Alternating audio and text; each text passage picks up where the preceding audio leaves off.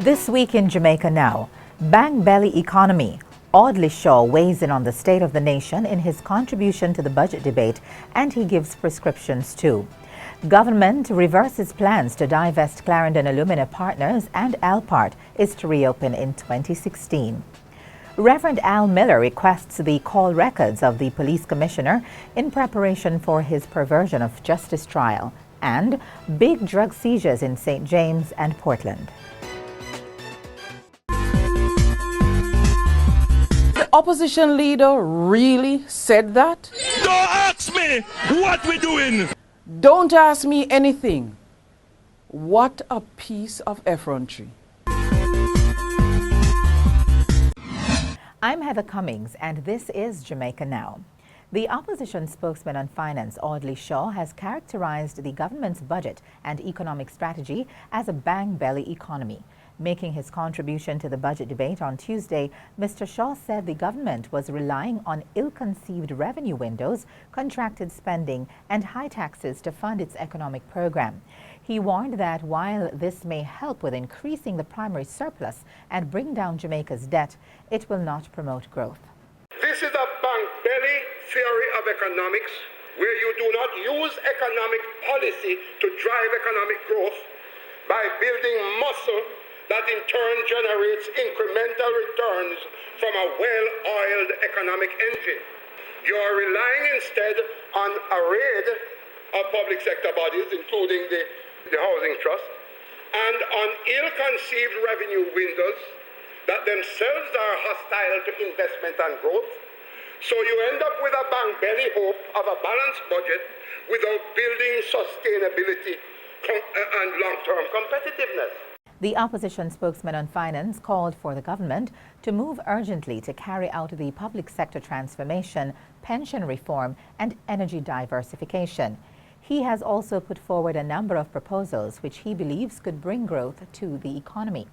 They include ramping up investment promotion, implementing a new national export development strategy, reviewing the CARICOM trade agreement, transferring FinSec's assets to the National Housing Trust, and expanding agricultural production. And also this week, in an unexpected about-turn, Energy Minister Philip Paulwell announced that the government has put off plans to divest its shares in the loss-making Clarendon Alumina Partners CAP. Mr. Paulwell said the cabinet made the decision to keep CAP after receiving and considering a report from a negotiating team. For years, the government has sought to sell its 45% interest in the Clarendon-based JAMAICA refinery held by CAP. Meanwhile, Mr. Paulwell has announced that the St. Elizabeth-based Alumina Partners of Jamaica will be reopened in 2016. Alpart has been closed since 2009. According to Mr. Paulwell, UC Russell, which owns the plant, is expected to secure a natural gas solution to address the facility's energy requirements. He says UC Russell has entered an agreement with the PACE Group to develop the infrastructure and will secure the fuel from British Petroleum. The lawyers for Commissioner of Police Owen Ellington are to decide if they will challenge a subpoena for his telephone records and other materials. Popular clergyman Reverend Al Miller filed the subpoena when his perverting the course of justice case was called up this week in the corporate area resident magistrate's court.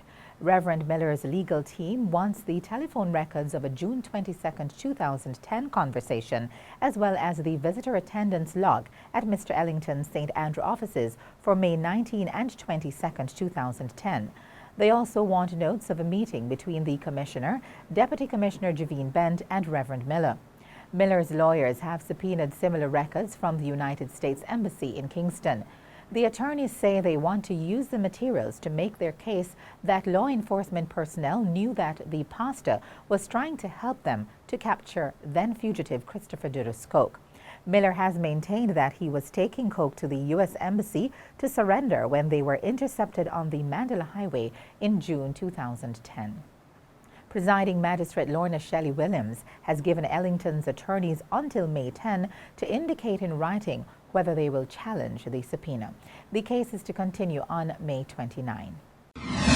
The police have made a significant dent in the illicit drug trade following 2 major seizures. Last Saturday, a joint police-military team seized 66 kilograms of cocaine in St. James.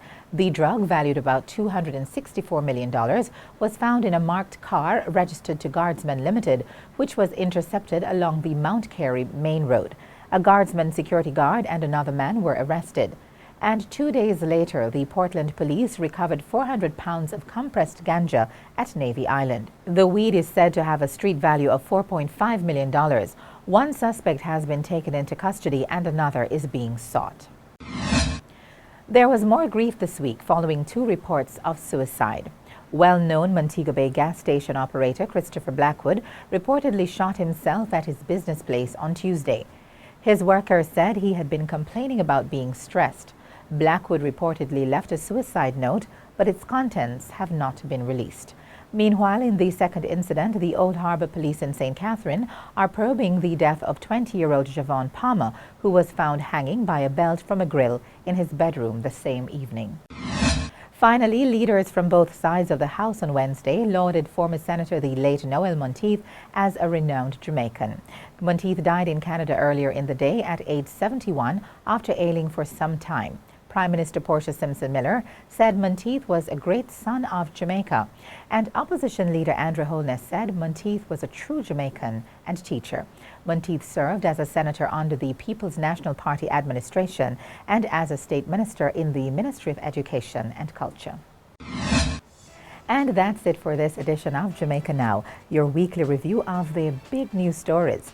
Send us your comments at onlinefeedback@gleanerjm.com. Tune in to Power 106 FM for regular updates. Follow us on Twitter at Gleaner Jamaica and on Facebook at Gleaner Jamaica. I'm Heather Cummings, leaving you with images from the Jamaican visit of International Road Safety Advocate Prince Michael of Kent.